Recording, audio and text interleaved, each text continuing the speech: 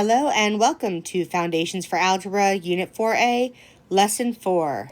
Today, scholars will understand and compare numbers written in scientific notation. Okay, so first off, what is scientific notation? Again, you should be filling in your notes as this goes. So it's just a way to write very big and very small numbers. Something like the distance to the sun or the size of an atom. It takes advantage of the powers of 10. When I multiply a number times 10, I move the decimal place over. So 5 times 10 it becomes 50. Times 10 again becomes 500. So the first number is at least 1, but less than 10. That's this first number right here. The second is a power of 10. So here I have 10 to the 7th.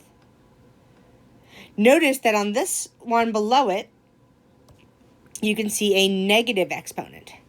Negative exponents are small numbers. Remember that negative exponents mean that they are on the bottom of a fraction. So this is 7.9 over 10 to the 10th power. Positive exponents are large numbers, so this would be a large number.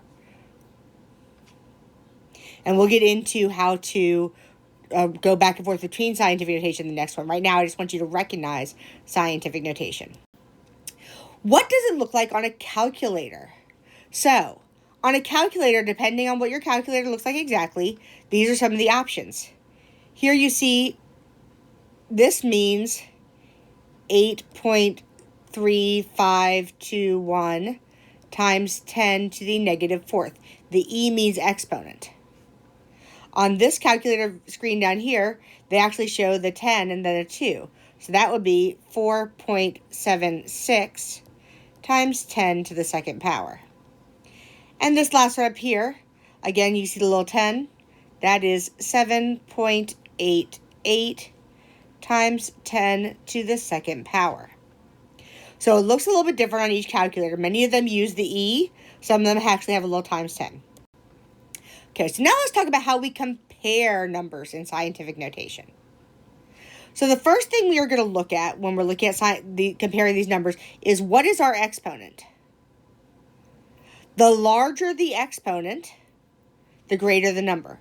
So in that case, this number is greater because 6 is greater than 4. If they have the same exponent with the 10, then we look at this part of the number.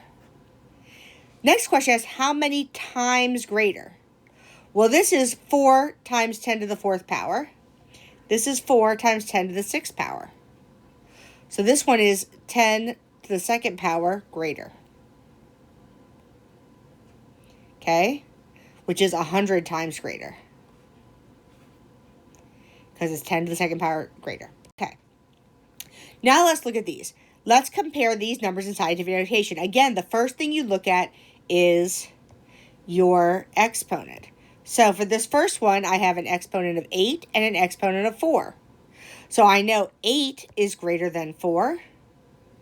Therefore, this is the greater number. The next one, I have an exponent of 2 and an exponent of 7. Well, I know 7 is greater. So this is my greater number. And last one, I have an exponent of negative 6 and negative 3.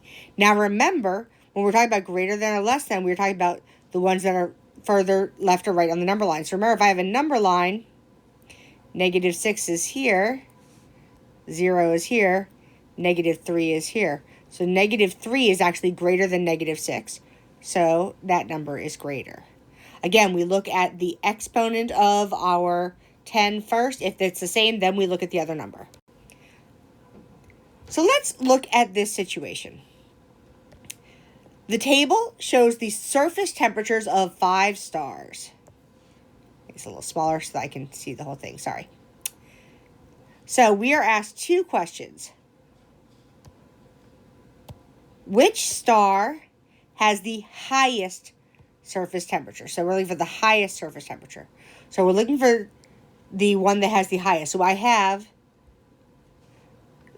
the Sun, Bellatrix, and Regal all have an exponent of 4.